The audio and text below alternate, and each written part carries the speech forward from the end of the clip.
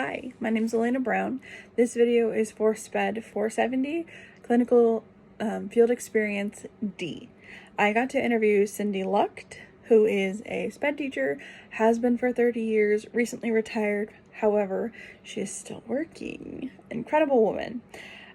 Cindy Lucht is an incredibly knowledgeable special education teacher that I am blessed to know. She's so generously obliged when I asked to interview her, and not only was she able to share all of her knowledge, I got to be in her classroom working with some of her students. With many years of SPED in her tool belt, she is extremely knowledgeable.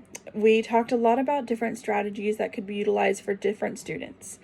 The first example I'd like to mention is students she's worked with which have had output difficulties.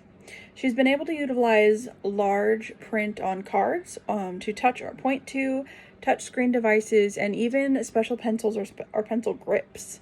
These things were just a few ideas she shared to give inspiration of what I could utilize in a future classroom.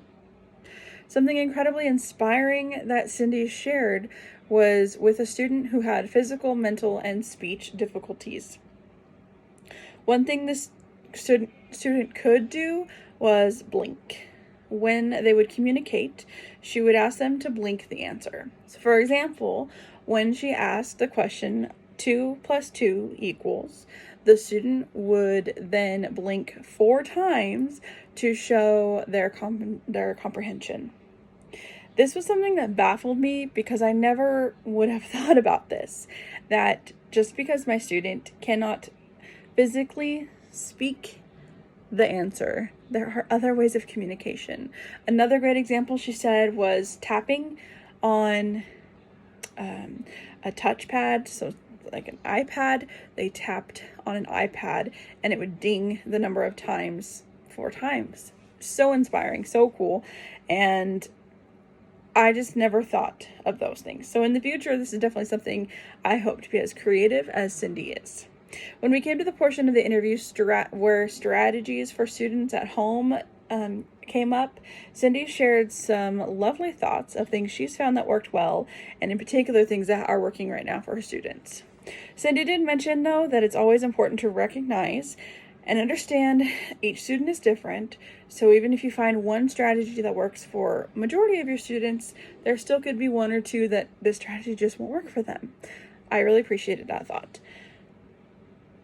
A few accommodations that she listed were avoiding memory overload. This is a new concept to me, however, I'm thankful she said something. This to Cindy means to not give too much work as they're learning the new skill. She said that probably would work for most students. However, some students could readily benefit from plenty of options. So both sides of that spectrum, right? Cindy found that using worksheets that aren't too cluttered is another worthy thing to try. She really said focusing on a homework assignment shouldn't be difficult. There shouldn't be a lot to look at. I never honestly probably would have thought about this. The fact that, having a worksheet and making it look nice shouldn't be the main thing. The main thing should be that the student understands and can do it independently or with their parent. Lastly, Cindy said that tracking progress could really be a game changer for some students. Where there may be a student who wasn't able to monitor their own progress, if they're able, it can be something simple as stickers on a sheet showing that they've completed the assignment. In my future classroom, I hope to be able to emulate Cindy by using her critical thinking skills. She is so knowledgeable and intelligent, it shows in just talking with her. I plan to utilize many of the accommodations she's listed, some of which I didn't even get to touch on yet.